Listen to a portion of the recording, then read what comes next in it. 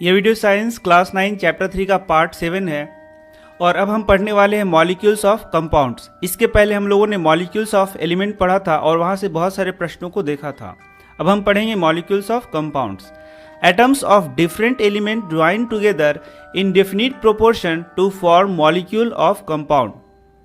तो यहाँ से आपका एक प्रश्न आ सकता है कि मॉलिक्यूल ऑफ कंपाउंड कैसे बनते हैं। तो एटम ऑफ डिफरेंट एलिमेंट, अलग अलग प्रकार के एलिमेंट के एटम्स जब आपस में ज्वाइन करते हैं with the help of chemical bond, और कैसे ज्वाइन करते हैं, डिफिनिट प्रोपोर्शन में, तो ये मॉलिक्यूल ऑफ कंपाउंड का फॉर्मेशन करते हैं। Few examples are given in table 3.4। आप देख सकते हैं यहाँ कुछ उदाहरण दिया गया है, जैसे कि वाटर का उदाहरण दिया गया है, अमोनिया का उदाहरण दिया गया है, कार्बन डाइऑक्साइड का उदाहरण दिया गया है।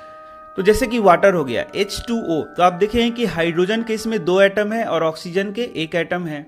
इसका मतलब ये हाइड्रोजन और ऑक्सीजन से मिलकर बना हुआ है। अमोनिया है NH3, तो अमोनिया में नाइट्रोजन एक एटम है और हाइड्रोजन कितना एटम है, 3। तो आपको इसको पहचानना होगा कि एक यदि मॉलिक्यूल हम लोग लिखते हैं तो उसमें एटम्स कितने होंगे। तो इसमें टोटल एटम्स कितने हो गए, 3 हो गए। चलिए मैं कुछ लिखता हूं और आप इसको पहचानिए। जैसे कि CO2 हो गया, तो यह एक मॉलिक्यूल हो गया, और एक मॉलिक्यूल में कार्बन का कितना एटम हो गया बताइए, 1, और ऑक्सीजन का कितना एटम हो गया, 2। इसी प्रकार से मैं लिखता हूं C6H12O6, तो कार्बन का कितना एटम है, 6, H का 12, O का कितना हो गया, 6, H2SO4, तो हाइड्रोजन का कितना एटम है, 2, सल्फर का 1 और ऑक्सीजन का 4। इस प्रकार से हम लोग मॉलिक्यूल को दिखा रहे हैं और उसमें प्रेजेंट एटम्स को दिखा रहे हैं। तो आप देख सकते हैं कि अलग अलग एटम्स जब आपस में मिलेंगे, इसका मतलब है कि अलग अलग एलिमेंट्स के एटम जब आपस में मिलेंगे तो ये कंपाउंड का फॉर्म करेंगे, या फिर मॉलिक्यूल्स ऑफ कंपाउंड का फॉर्म करेंगे, या फिर बोले तो मॉलिक्यूल्स ऑफ कंपाउंड का फॉर्मेशन करेंगे। तो चलिए हम लोग अब यहाँ देखते हैं, यहाँ पर क्या लिखा गया है। यहाँ पर रेशियो बाय मास लिखा गया है। तो सबसे पहले तो मास आपको समझना पड़ेगा, जो कि आप आगे पढ़ेंगे। उसके बाद रेशियो निकालना आप सीख जाएंगे। जैसे कि मैं बार बार आपको बता रहा हूँ कि आपको एटॉमिक मास याद करना है, तो यदि आपको एटॉमिक मास याद रहेगा तो आप रेशियो भी निकाल सकते हैं। जैसे कि मान लीजिए H2O है, तो यहाँ पे हाइड्रोजन कितना है, 2, और हाइड्रोजन का एटॉमिक मास आपको याद रखना है 1, तो 1 × 2 करेंगे तो हाइड्रोजन कितना हो गया एटॉमिक मास, 2, और ऑक्सीजन कितना हो गया, 16। और इसका यदि बाय मास रेशियो निकालेंगे तो हाइड्रोजन का रेशियो जब निकालेंगे तो 1:2 क्या हो जाएगा, ये 8। तो देख सकते हैं आप, यही 1:8 लिखा हुआ है। ठीक इसी प्रकार अमोनिया लिखेंगे NH3, नाइट्रोजन क्या हो गया, 14, और हाइड्रोजन 1 × 3 क्या हो गया, 3। तो इसका बायोमास रेशियो क्या हो गया, 14:3। कार्बन डाइऑक्साइड का निकालेंगे CO2, कार्बन का होता है एटॉमिक मास 12, आपको याद करना है, और ऑक्सीजन का 16 होता है, तो 16 × 2 कितना हो गया, 32, और इसका आप रेशियो निकालेंगे तो ये हो जाएगा 3:8।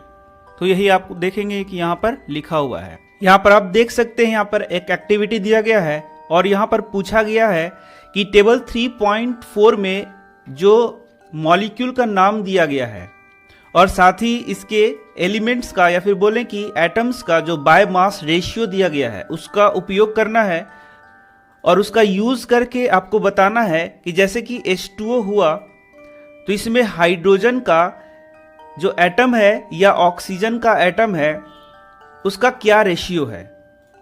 जैसे कि मैं पहले आपको आंसर ही बता देता हूं कि H2O में हाइड्रोजन का जो रेशियो है वह है 2, और ऑक्सीजन का एटम का जो रेशियो वह क्या है, 1। हाइड्रोजन के एटम का रेशियो है 2 और ऑक्सीजन के एटम का रेशियो है 1। ठीक इसी प्रकार से अमोनिया में NH3 में नाइट्रोजन एटम का रेशियो है 1 और हाइड्रोजन एटम का रेशियो क्या है, 3। और कार्बन डाइऑक्साइड में CO2 में कार्बन का रेशियो क्या है, 1, कार्बन एटम का बोलें तो रेशियो क्या है, 1, और ऑक्सीजन एटम का रेशियो क्या है, 2। तो इसी को आपको निकालना है कि कैसे आप इस टेबल का यूज करके इन रेशियो को आप कैसे निकालेंगे। कहने का मतलब यह है कि वाटर दिया गया है और उसका बायोमास आपको रेशियो दिया गया है, तो वाटर में जो हाइड्रोजन एटम है और ऑक्सीजन एटम है उसका रेशियो आपको निकालना है। तो चलिए यहाँ पर देखिए एक H2O का निकाल कर दिखाया गया। तो इस प्रकार से आप टेबल बना लेंगे। टेबल में सबसे पहले आप लिखेंगे एलिमेंट, तो हम लोगों ने लिख लिया हाइड्रोजन और फिर क्या लिख दिया ऑक्सीजन। रेशियो बायोमास, तो आप देख सकते हैं हाइड्रोजन का बायोमास रेशियो 1 यहाँ से आप लिख लेंगे और ऑक्सीजन का बायोमास रेशियो क्या हो गया 8 यहाँ से आप लिख लेंगे। इसके बाद एटॉमिक मास आपको याद करके रखना है पहले ही से। तो आप देखेंगे कि एटॉमिक मास यूनिट में हाइड्रोजन का क्या है 1 आपको याद करके रखना है और ऑक्सीजन का क्या है 16। फिर क्या करेंगे आप यहाँ 1 से 1 को डिवाइड करेंगे, तो देख सकते हैं यहाँ पे 1 बाय 1 किए तो 1 आ गया और फिर यहाँ 8 को 16 से डिवाइड करेंगे तो आ जाएगा 1 बाय 2। और फिर उसके बाद यहाँ जो स्मॉलेस्ट नंबर आया उससे आप इसको डिवाइड करेंगे, तो आप देखेंगे कि हाफ से 1 को डिवाइड करेंगे तो आ जाएगा 2 और हाफ से हाफ को डिवाइड करेंगे तो आ जाएगा 1। और इस प्रकार से आपका सिंपलेस्ट रेशियो आ गया 2:1। इसका मतलब हाइड्रोजन क्या हो गया 2 और ऑक्सीजन क्या हो गया 1। तो आप देख सकते हैं इस प्रकार से हम लोग रेशियो को निकाल सकते हैं। तो आप इसी मेथड का यूज करके अमोनिया में नाइट्रोजन और हाइड्रोजन का रेशियो निकाल सकते हैं, कार्बन डाइऑक्साइड में कार्बन और ऑक्सीजन का रेशियो निकाल सकते हैं। तो यह भी बहुत ही इंपॉर्टेंट प्रश्न है जो कि एग्जाम में आपका पूछा जाएगा। तो मुझे उम्मीद है कि आप इसका आंसर कर लेंगे। अब देख सकते हैं यहाँ आंसर भी दिया गया था। अब नेक्स्ट सेक्शन है what is an ion. Ion क्या होता है, ये बहुत ही इंपॉर्टेंट टॉपिक है, इससे जरूर एग्जाम में प्रश्न पूछे जाते हैं। Compounds composed of metals and non metals contain charged particle. तो वैसे कंपाउंड जिनमें मेटल पाया जाएगा और क्या पाया जाएगा नॉन मेटल, तो ये चार्ज्ड पार्टिकल के रूप में रहते हैं। ये आगे की क्लासेस में पढ़ेंगे, या मैं बोलूँ तो आगे के चैप्टर्स में आप पढ़ सकते हैं कि कैसे ये पार्टिकल चार्ज होते हैं, चार्ज्ड पार्टिकल का फॉर्मेशन कैसे होता है। तो यहाँ पर समझाना इसको आसान नहीं है, आपको सिर्फ याद कर लेना है कि आयन का फॉर्मेशन कैसे होता है। आपको सिर्फ याद कर लेना है what is an ion. The charged species are known as ions. तो आप इसे याद कर ले, चार्ज्ड स्पीसीज को ही हम लोग क्या बोलते हैं आयंस। जैसे कि यहाँ पे हम लोग लिख सकते हैं सोडियम आयन, यहाँ पे लिख सकते हैं क्लोराइड आयन।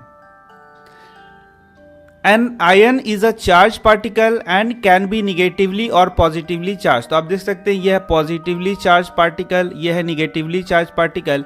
इसे हम लोग पॉजिटिव आयन कहेंगे, इसे हम लोग निगेटिव आयन कहेंगे।